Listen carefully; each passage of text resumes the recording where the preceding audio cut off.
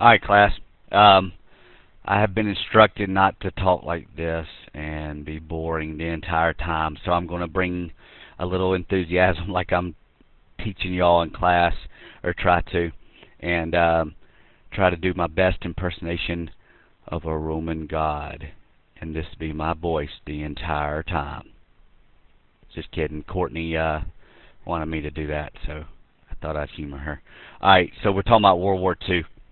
And this is Kicklighter's PowerPoint, and there's a lot of stuff in here, and we're just going to go through it. I'm going to let you read it, and then once we get through, once you get through reading it, then we'll talk about it. So I'm going to give you about 20 seconds to just kind of read through these, and then we'll talk about each slide.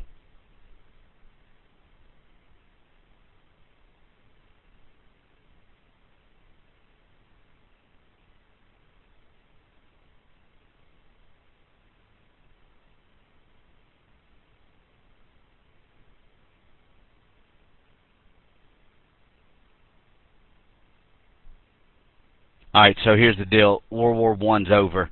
Who gets blamed? Germany. So Germany has to pay for all of the stuff. They get all the blame. Britain and France are pissed off. U.S., remember, we're trying to be all lenient and say, hey, let's don't pick on these guys too much. And I don't know what this is, so I'm going to exit this one out.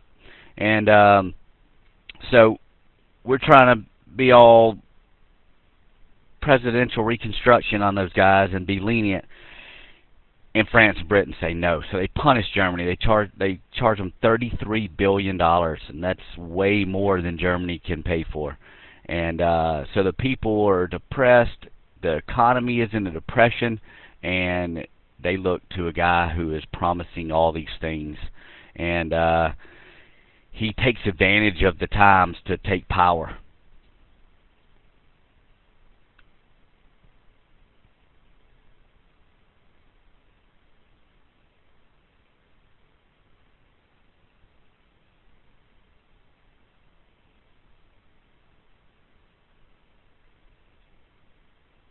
So there's a little bit of propaganda on the right side there showing a Jewish person and all the causes. You know, Hitler's got to blame somebody, so he blames France and Britain from the Treaty of Versailles, and he also blames the Jews for all the Germans' problems, and says, you know, they're the rich ones, they're hoarding all the money, and then he believes in this Aryan race of which he did not belong. In fact, he was a little Jewish descendant.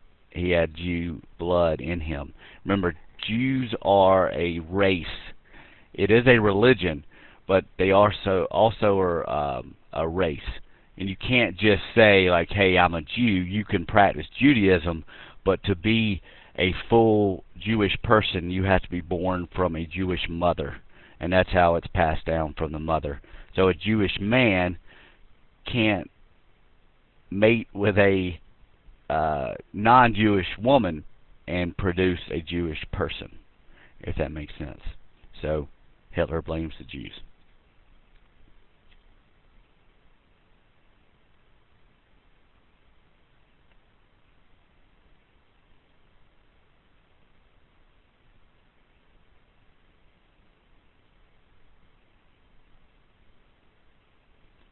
So Hitler starts trying to push the issue, and he's not supposed to have a military. He's not supposed to take any land.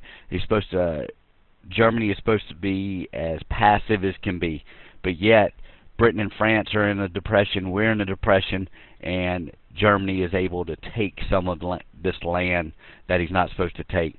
And then he kind of pushes them too far with Poland. And as soon as he invades Poland, the British and the French have to come in to try to stop this this axis of evil, this leader.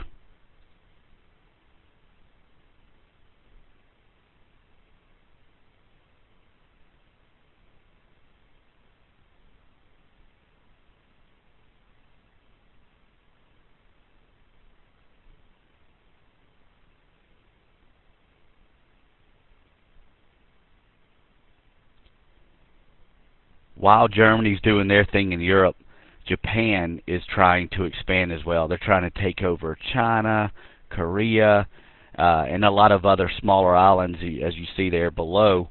um, in the Pacific.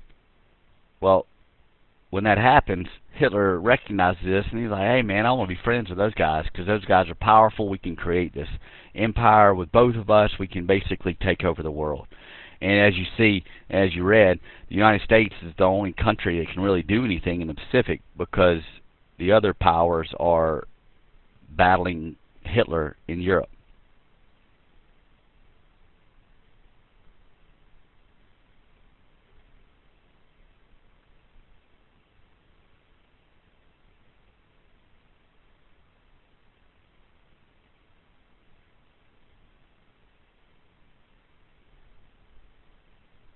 So Japan's trying to build up their empire in the Pacific, and we have our naval base in Hawaii called Pearl Harbor.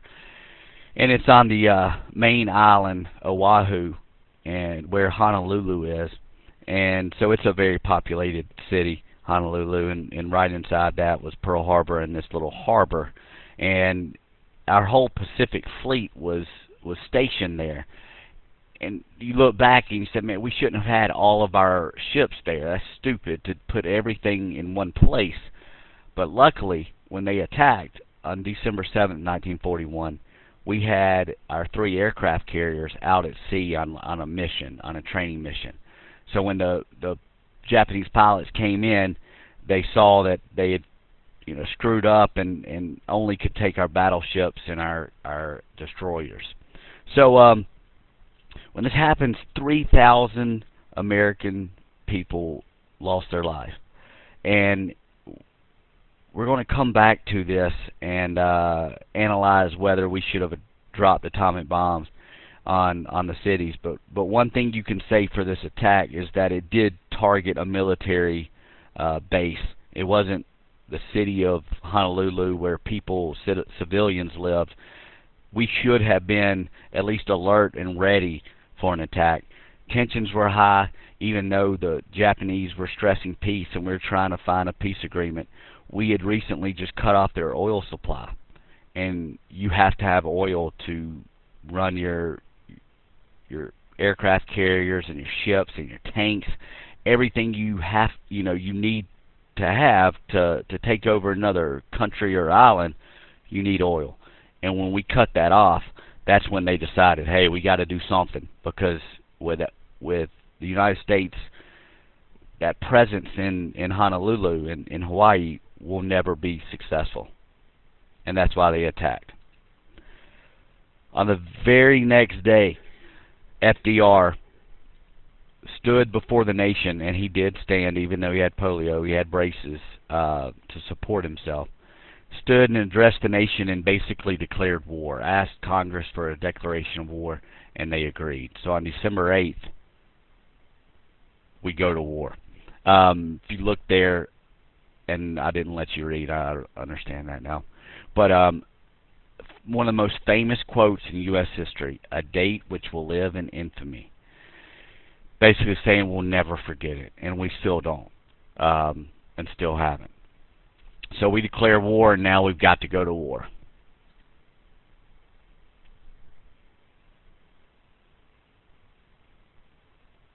Look at the pictures while you're sitting there.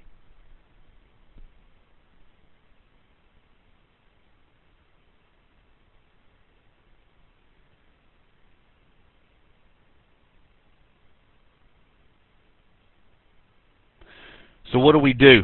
We were fighting the Japanese, and we're not ready for a war. We haven't prepared for it. Most of our Pacific fleet, except for our aircraft carriers, are destroyed. We've got people still trapped underneath, alive in some of these ships that happen to be in airtight rooms. When it sank, the workers still heard banging, clanging, people trying to get out and let them know, but there was just nothing they could do. So unfortunately, some people lived in excess of a week under the sea, and so we're really, really worried, but we can't even protect ourselves. And we've got a lot of Japanese living along the west coast. Remember the Asians that came in during the immigration early in the 1900s? Well, we had a lot of Japanese come to the United States. So what do? These people could hurt the United States. They could be spies for the Japanese. And most of these people were not. They were innocent civilians who grew up in America. They identified themselves as American. They just had Japanese blood. Well, the answer that Roosevelt came up with is to move these people into camps inside America. So you might take them from California and put them into Kansas, and they were called internment camps. They weren't concentration camps. We don't want to use that word. We didn't gas them. We didn't kill them.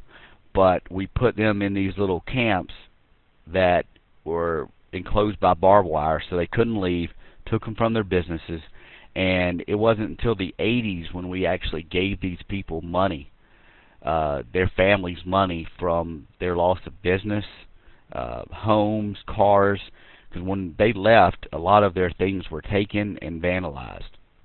So it was really sad, and you got to understand, though, at the time we were terrified, and we were just had been, surprise attacked and didn't know what to do. And so you can't put full blame on our politicians and our administration, FDR's administration, but you do need to realize that our decisions haven't always been as ethical as we'd like.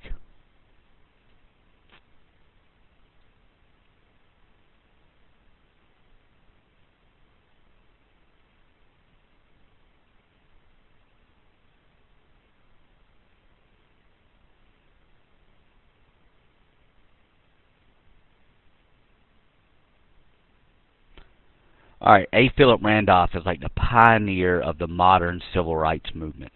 He's the one who basically kind of starts the ball rolling for MLK to finish it. And what he did, he said, okay, we've got government agencies that are discriminating against African Americans. It's one thing, like I said in some of the classes so far, it's one thing to understand that the South was racist, but to think of the national government being discriminatory against African Americans is kind of mind blowing. That it was that prevalent in our society. Well, A. Philip Randolph said we need to stop it. We got to stop this stuff. So what he said, hey, FDR, we're about to march on Washington. We're about to take all these people. We're going to march to Washington. We're going to protest this discrimination in the federal government industries. So you'd have a government plant that built war materials, and they would hire people. Well, they'd hire all white people, and they'd turn away all the African Americans. So essentially, he said we're going to protest that. And FDR gets scared. He doesn't want the entire world to see how racist the United States government is. So he says, okay, we'll stop it. So he proposes this march. FDR says, don't even worry about it, Randolph. We got this. We're going to stop it. And so not the military, but the war industry, the government industries were outlawed discrimination as a result of A. Philip Randolph.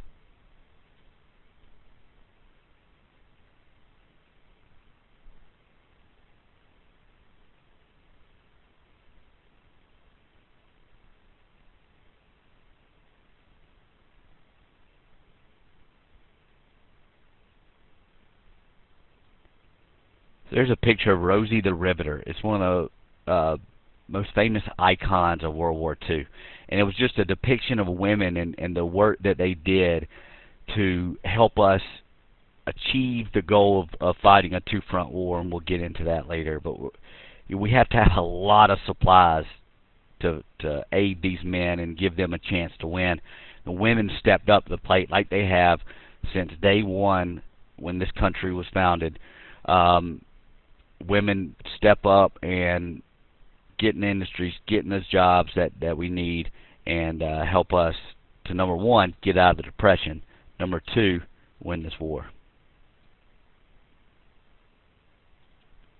We're going to skip this one, and I'm going to skip through a couple other slides that are pictures. We'll come back to it, don't worry. I'm sure y'all are really worried. Blah, blah. All right, we got to have a lot of people. So the selective service system is basically the sign up for the draft.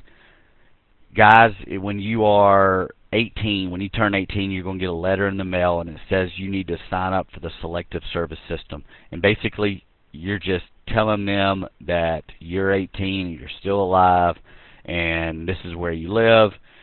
And if we ever have a draft, then they'll use that information. If you don't, it's against the law. I don't know what the punishment is, but there is some punishment for not doing it. I think before you can vote, you have to sign up for that. We'll check with Coach Wade if y'all have questions. So 10 million men were drafted. Think about that. 10 million men were drafted to fight, because we got to fight in 2 different places, and we got to fight a lot of men on the other. Our opponents are pretty strong. So if you were 18 to 45, you had to sign up for it, and that's a pretty big range for 43, 45-year-old to be out there fighting with an 18, 19-year-old.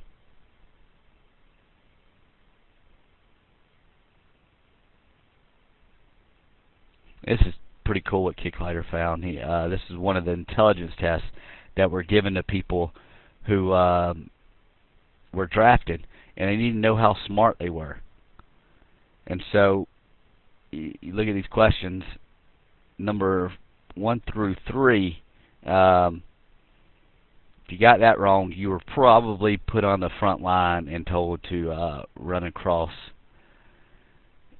enemy fire so that you could be cannon fodder for the people who could actually think clearly.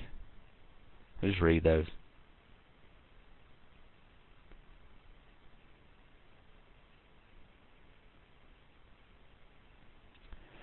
All right, read it.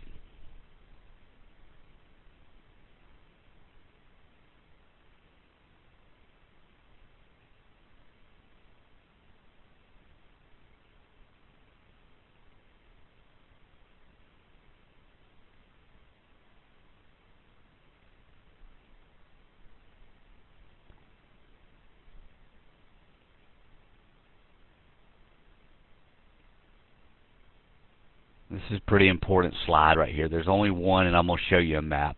Basically, after Pearl Harbor, we're pretty weak in the Pacific.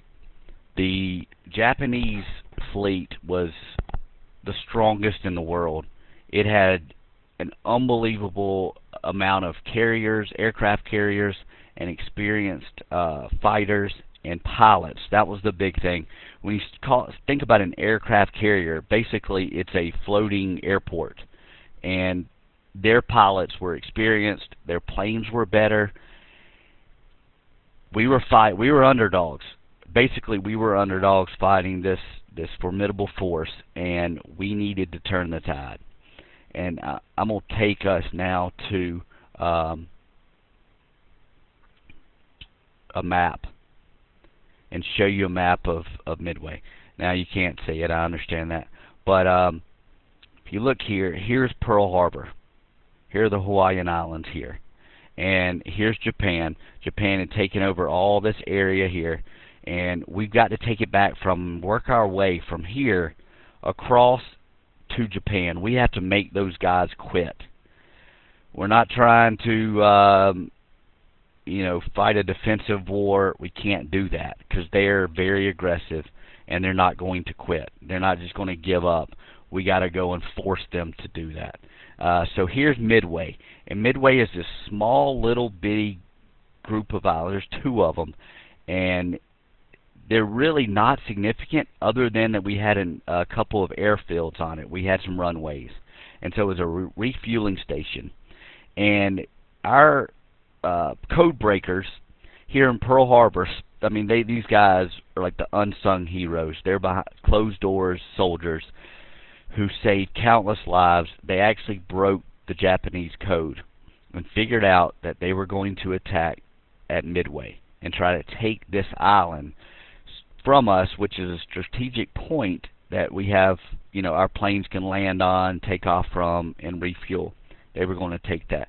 So they brought their aircraft carriers in here, and their goal was they were going to attack the Aleutian Islands up here near Alaska at the same time, and we kind of spoiled their plan. They thought we would come up from this general direction here. They would take Midway, and then they would attack our ships here. Well, it didn't work out that way. We took our ships, because we knew they were coming, and moved them north of Midway and waited for them. So when the attack started, their planes were bombing Midway, and they did a good job. They bombed the hell out of it. And it was, nothing that these guys could do. But our aircraft carriers were up here, and they had a couple of scouts to go and search and make sure nobody was out there. But luckily, there was some cloud cover over here, and they weren't expecting for us to be there, so they weren't really looking. And the guy was just driving over, flying over the clouds, and turned around. He's like, nah, nobody's there. It's all clear. And all of a sudden, these aircraft carriers out here next to Midway saw these planes coming, and they were American planes, and they had left from our aircraft carriers here. USS Enterprise was one of them, and I believe the Yorktown was there as well, but I know the Enterprise. And so basically, we surprised them, and our pilots finally got enough hits to force their ships to retreat. And from here, they brought their aircraft carriers down. They stopped the attack on the Aleutian Islands and brought their aircraft carriers down, which protected Alaska, and also we were able to destroy a couple of those as well. They limped back to Japan. They were basically destroyed at that point. They're not gone. Their military is not done. Their navy is not done, but they're fighting a defensive war from that point. It was the turning point in the Pacific. The Battle of Midway was the turning point in the Pacific because we were able to force the Japanese back, and we now have the upper hand. And here's what we've got to do. We've got to go to all these islands here that you can't see. There's Iwo Jima right there, and that's a famous battle where we lifted the flag up on the mountain, the top of the mountain, and after defeating the Japanese on Iwo Jima. But we have to go through all of these islands here and either surround them and force them to surrender because they're not getting supplies, or actually invade. And we're going to talk about D-Day next, and D-Day was really important because it was such a huge beach landing. But we had to do that on every single island we took on our way up to Japan. So D-Day's given a lot of credit for being, this heroic show of American bravery. But we had that every time in the Pacific, and I want y'all just to realize the sacrifice that people made every time that a soldier had to get out of a boat, wade onto shore amongst artillery shells and machine guns pouring down on them, and how brave it was for those guys to accomplish that task. And we did it over and over and over again in Japan, or excuse me, in the Pacific. Going back to our awesome Kick Gliders PowerPoint, it has a ton of words on it. Luckily you're not taking notes. Alright, so Midway, got it. Turning point, Pacific, got it. Dominating the Japanese. Now read about D-Day.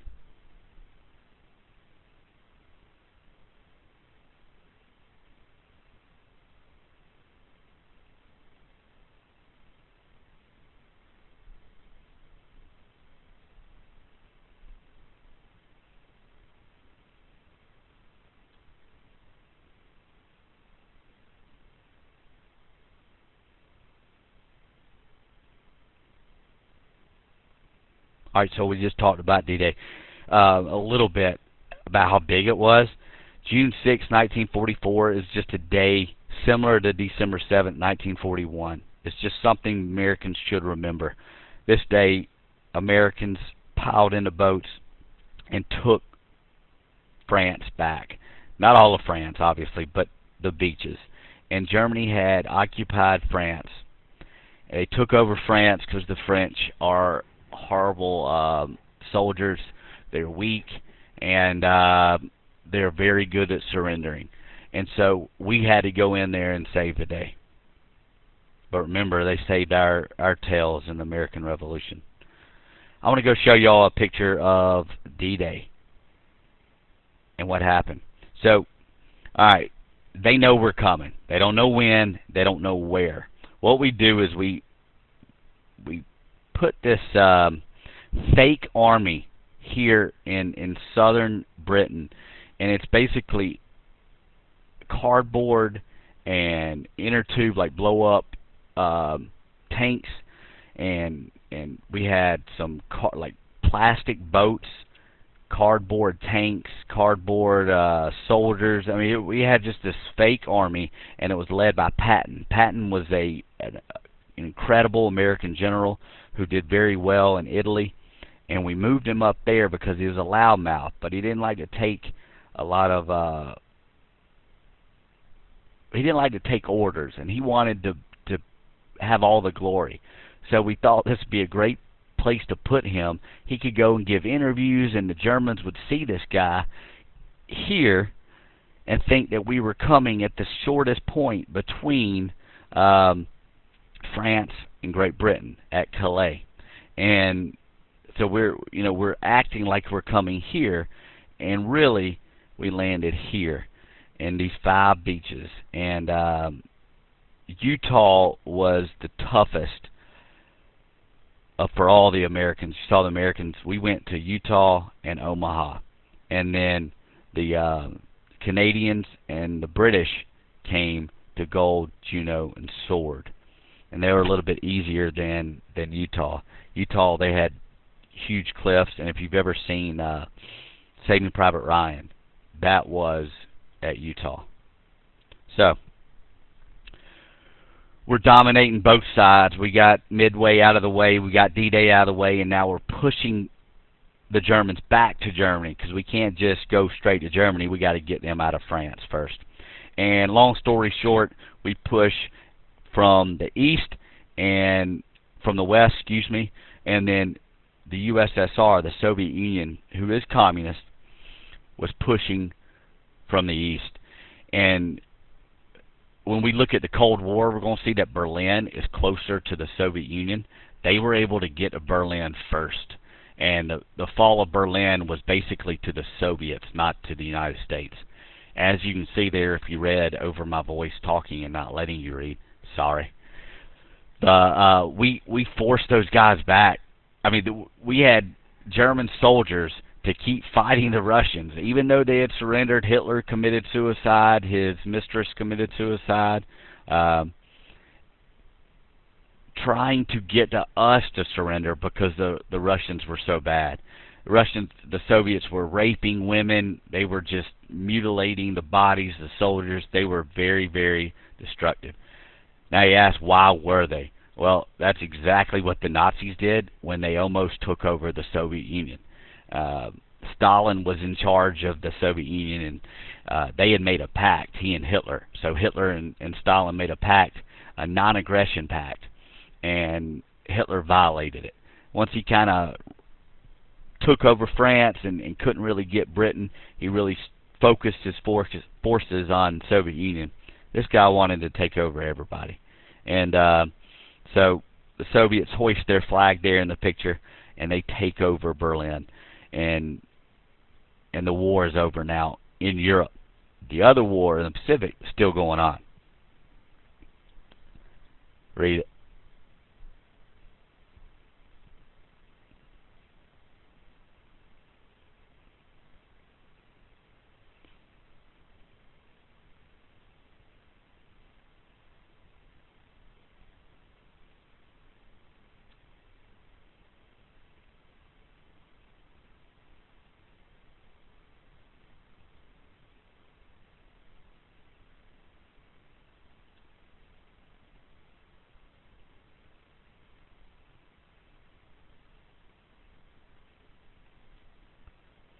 Alright, so here's the deal. We've island hopped, and that was the term where we would take over some islands and leave the other islands, but just surround them so they wouldn't have any supplies. So those guys are just sitting there chilling, just hanging out on the island, just, nothing to do because they can't shoot our ships. and so they just hang out. Um, so that we push the Japanese all the way back, and now we've got this question: what do we do with them? Well, these guys are fanatical. Think of the craziest person you know, and multiply it times about 10, and those guys, that would be the Japanese at this point. They got film of women jumping off cliffs on some of these islands that we took over because they wouldn't give up. And women wouldn't be soldiers, so couldn't really fight back. But once the Americans got there and it was pretty clear that we were going to take it, they'd just jump off the cliff. So think about how many people live on the island of Japan. Think about how many soldiers there are, women, children, people who would be trying to stop us from invading. And it's a pretty daunting task. So, and I just stole that word off the PowerPoint, as you see. Now, we got some options. We can invade. Well, if you read, we could possibly lose up to 1 million U.S. soldiers. That's crazy.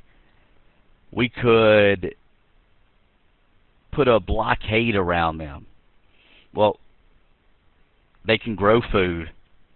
They can, humans can go pretty long time without food or eating just a little bit a day.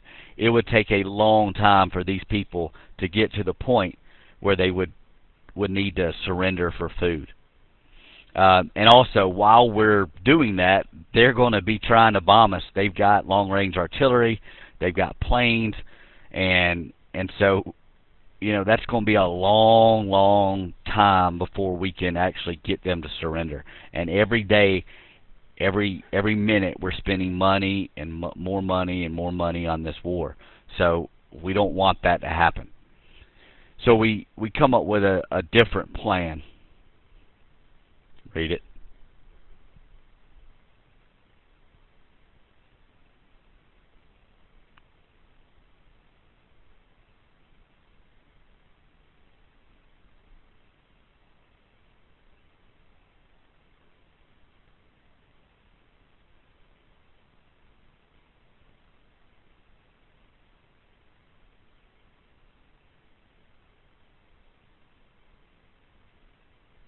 So the Japanese basically forced Truman to issue the dropping of the atomic bombs, and we had developed two, and we're going to talk about that development later in the next couple slides.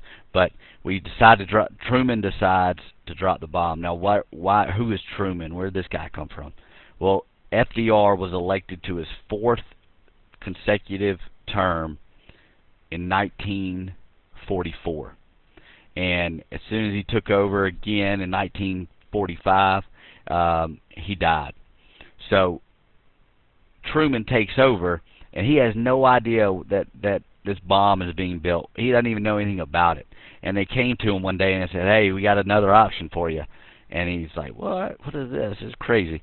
And decided to drop the bomb. So they dropped it on 2 cities, Hiroshima and Nagasaki. Earlier in this little audio, I was asking you, we'll come back to it. Here's the problem that I have with the atomic bomb being dropped. Number one, it was dropped on a military town. Like, they had military supplies and factories, but there were thousands of innocent women and children and men to die. Whereas Pearl Harbor was a little different. It was a military base, and they didn't target the town of Honolulu. So this is just a little different. It's easy to say, oh, well, we got you back. Well, we did. We got them back all right, but we also killed a lot of innocent people. Now, would those people probably have shot at American soldiers? Possibly. Read it. It's not long. Not long.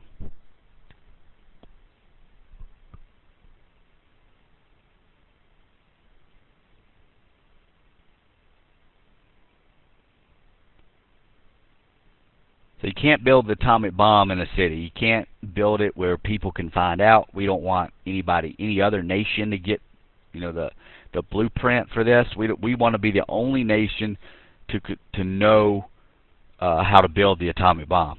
So where we go? We go to the desert in Los Alamos, New Mexico, and we build it there. It was very secret. Nobody knew what it was.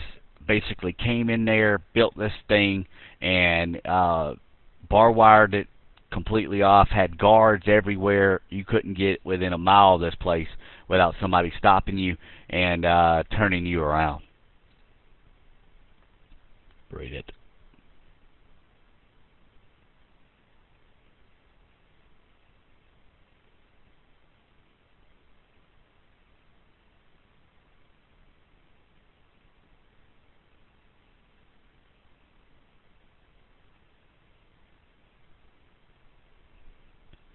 Alright, so our little code name for the building of the atomic bomb was the Manhattan Project. And Oppenheimer was the originator, and he used all these scientists. Einstein was included in the building of the atomic bomb, and it was very secretive. Hardly anybody knew about this plan.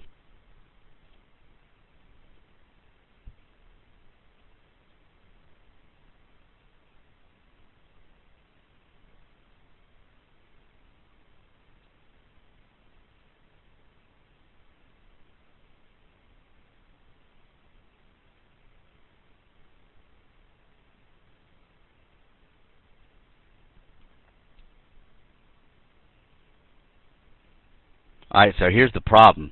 Now everybody wants to get their hands on one, and we got to keep it from everybody. That picture right there on the right is the Soviet Union symbol with the sickle and the hammer. That was to display the Soviet Union's industrial strength and agricultural strength. The sickle being the agricultural tool, and the hammer being industrial. So long story short, we're the only one that has it. This is like today if we were to make some kind of death ray or laser beam military weapon that just blew up stuff and nobody had it. Well, we don't want anybody else to have it. Unfortunately, we had some spies in the United States that gave the information to the Soviet Union. So soon after we used it, they got one as well. And that leads to the Cold War, because we're a major power. We're non-communist. They're a major power. They've got the atomic bomb, and they're communist. So that's what leads to that big Cold War that we'll get to later. And here are the economic implications. Read it.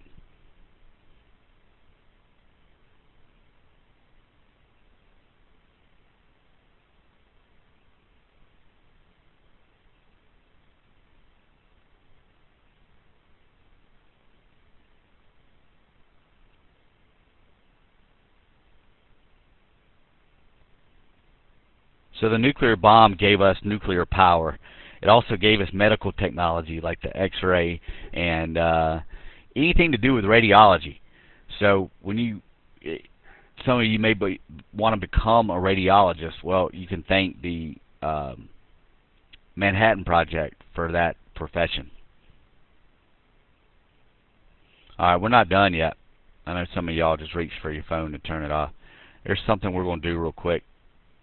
And if this thing hasn't worked, and I realize after I turn it off that it's done, that it didn't work, I'll be really, really pissed. Alright, so I want to just show you all the geography. Here we are, and we've got to fight over here in Europe against Germany, and then in the Pacific, here's Hawaii, against the Japanese. So we're stuck in the middle here, and we've got to be able to supply both sides with a ton of war materials. Both sides have been preparing for this. We haven't been. So we got to quickly do it, and we got to get everybody on board. We can't have people against the war not wanting to help. We got to have all hands on board ready to help win this war. And luckily, I can get my cursor to tell me where it is.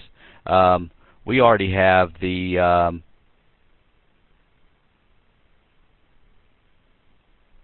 Panama Canal, and I really don't know where my little, there it is, where it went. Panama Canal here. This is vital because once Pearl Harbor was attacked, we can get ships from our Atlantic fleet over here to protect us on our west coast pretty quickly.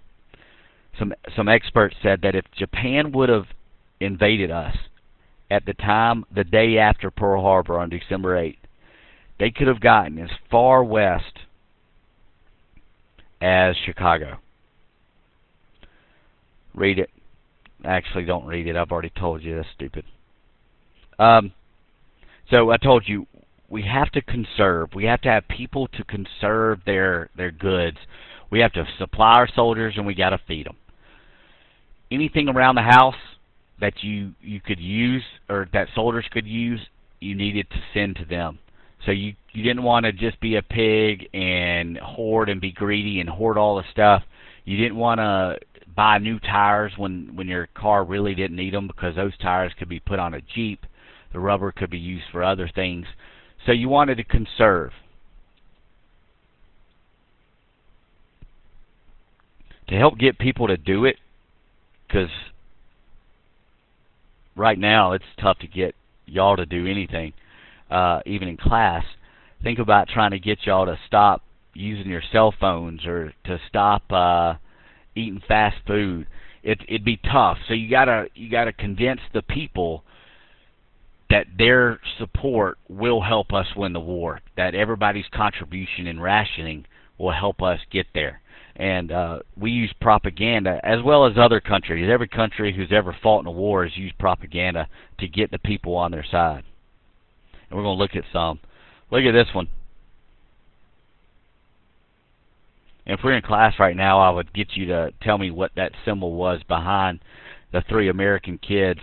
But since you're not, I'm going to tell you, it's the swastika, the Nazi symbol. And so it says, don't let that shadow touch them. Sorry, it's very blurry. So don't let that shadow touch them. And it's basically telling the people to buy war bonds, which will help give the government the money to buy our supplies. And on these next ones, I'm just going to let you look at them, then I'll talk about them.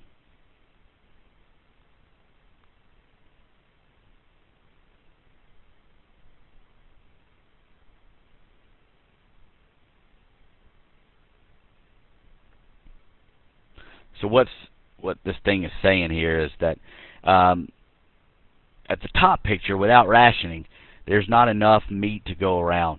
The greedy pig of a lady on the left, she has 2 hams, a steak, and some hamburger meat.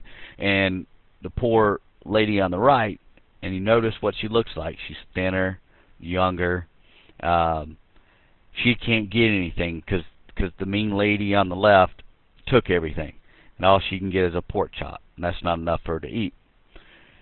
And if you look at the bottom one, with rationing, in the ration book, everybody can get enough meat, and then you can send some to the soldiers.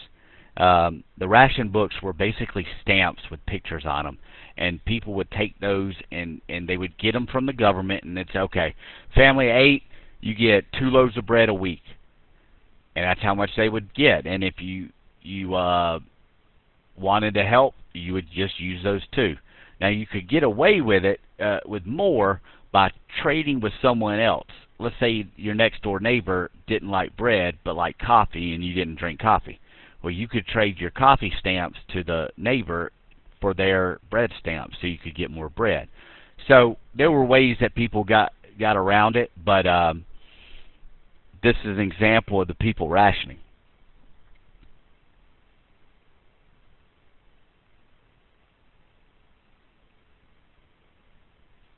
This is simple. Drink less coffee, soldiers get some. Keep them warm, keep them alert. They'll be able to fight better. This one's like a positive, like a feel good, la-di-da-di-da. But some of them aren't like that.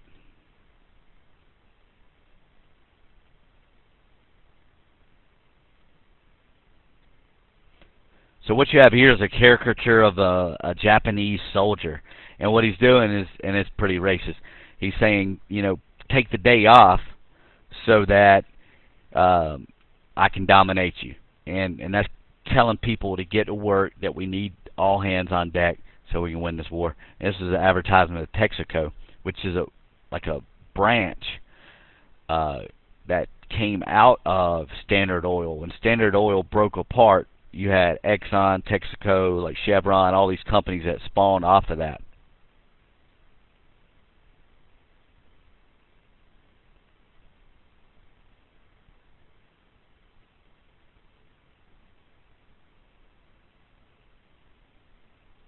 So if you carpool, then you're going to have less people buying tires. You're going to have less gas that they use.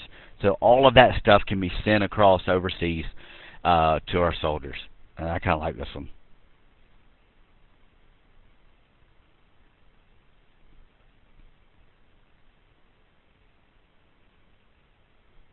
Where if we were in class, I'd ask you, who do you think this is for?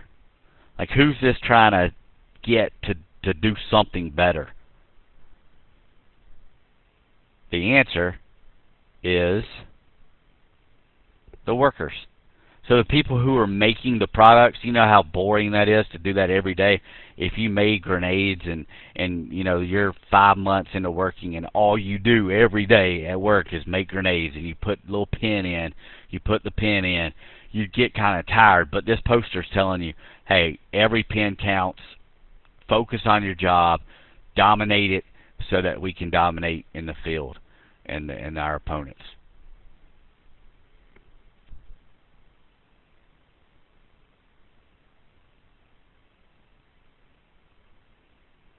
This lady looks pretty sinister, and the talk could be one of a couple of things.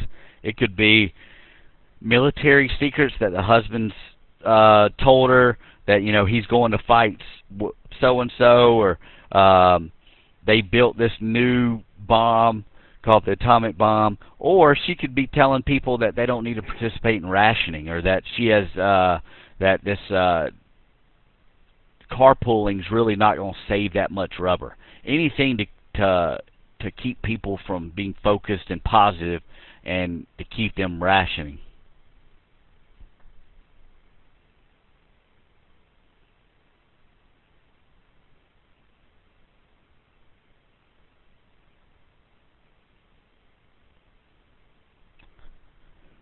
We had a lot of spies in World War II, and there are tons of books and accounts of people who were double agents and were in the United States trying to find out what we were doing and where our soldiers were, and how we're making our military supplies. And we had agents in Europe doing the same thing.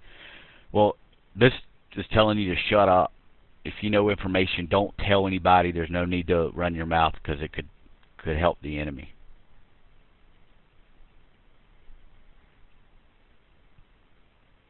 I want you to read this one. I'm going to give you some time.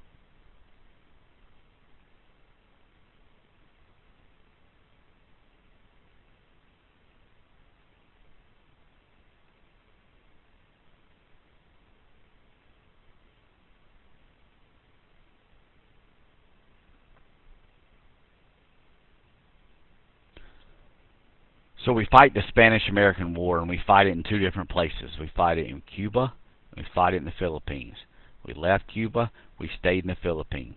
Well, as soon as they attacked us at Pearl Harbor, the next day they attacked Douglas MacArthur at the Philippines, because we had the military there, and we were destroyed. They surrounded us, and they took 5,200 United States soldiers prisoner, and they marched them several miles in the heat, didn't give them food, didn't give them water, and if one of them fell, they got shot. They got beaten, and the pictures from this death march are incredible. And the death march is called the Bataan or the Bataan or the Bataan. I've heard it 3 different ways, but I call it Bataan. The Bataan Death March. And the Bataan Death March occurred after they took it from the Philippines. Us took the Philippines from us, and then we came in and took it back at the end of the war, right before we dropped our 2 atomic bombs on them. Read it, because you're doing it.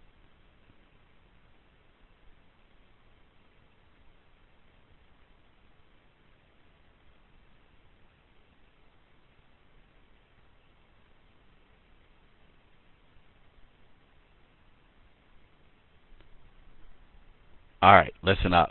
This is complicated because people don't listen. You're going to get a sheet of paper and you're going to create your own poster. And it's going to condense, it's going to have 2 things on it. 2 things. It's going to have some type of conservation rationing idea. And you saw a bunch of examples of that. It's also going to have a depiction of one of the following battles. Midway or D-Day. Do not do Pearl Harbor. I'm going to say it again. Do not do Pearl Harbor. Because that's simple and we all know what happened there. So, what you have to do is you have to pick something that you want to conserve or ration. And you got to tell the American people they need to do something with it. Use less of it. They need to participate in the coupon book program. They need to do something to help win one of the battles, Midway or D-Day. So you can do half your sheet or you can do your whole sheet with the battle and the conservation. It doesn't matter. But the battle is important. You need to show why or what is happening, why it's important. And we only talked about 3 after Pearl Harbor. Midway, D-Day, and the fall of Berlin. So they're freaking huge. Do not just put a little stick person shooting at another stick person, an American flag and a German flag. That's not the Battle of D-Day. Don't show a boat shooting another boat. That's not Midway. Midway was strategic. It was the turning point. D-Day was strategic. It was the turning point. There's got to be some kind of turning point illustration or something to let me know that, you know, it wasn't some battle where one person shot at another one.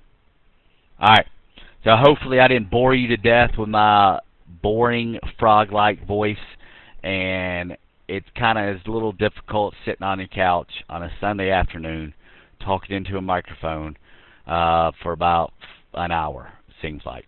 Probably 30 minutes. But anyway, I hope this helps, and I'm having surgery on Wednesday, so I won't see you for 3 days. Bye-bye.